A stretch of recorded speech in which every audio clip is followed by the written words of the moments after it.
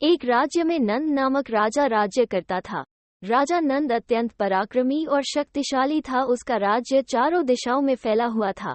राजनंद की पत्नी अत्यधिक सुंदर थी, लेकिन स्वभाव से बहुत तीखी थी। राजा नंद अपनी पत्नी को अत्यधिक प्रेम करता था और उसके रूठ जाने पर मनाने के लिए कुछ भी कर सकता था। राजा नंद का एक मंत्री था जो अत्यधिक विद्वान और शास्त्रों में पारंगत था।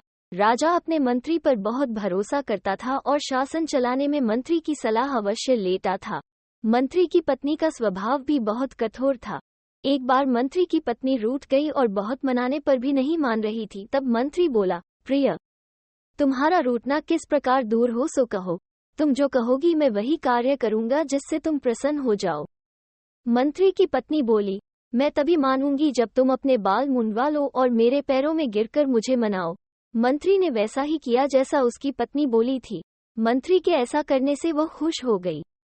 उसी दिन राजा की पत्नी भी रूठ गई और राजा के मनाने पर भी नहीं मानी। अंत में राजा ने कहा, प्रिय, तुम्हारा रूठना मेरी मृत्यु के समान है। तुम ही बतलाओ मैं तुम्हें कैसे मनाऊं। राजा की पत्नी बोली, मैं चाहती हूँ तुम्हारे मुंह में लगाम लगाकर तुम्हारे ऊपर बैठ जाऊं और तुम घोड़े की तरह हिनहिनाते दौड़ो। राजा ने रानी की इच्छा पूरी की और खुद घोड़ा बन गया। ये बात धीरे धीरे मंत्रिमंडल तक भी पहुंच गई।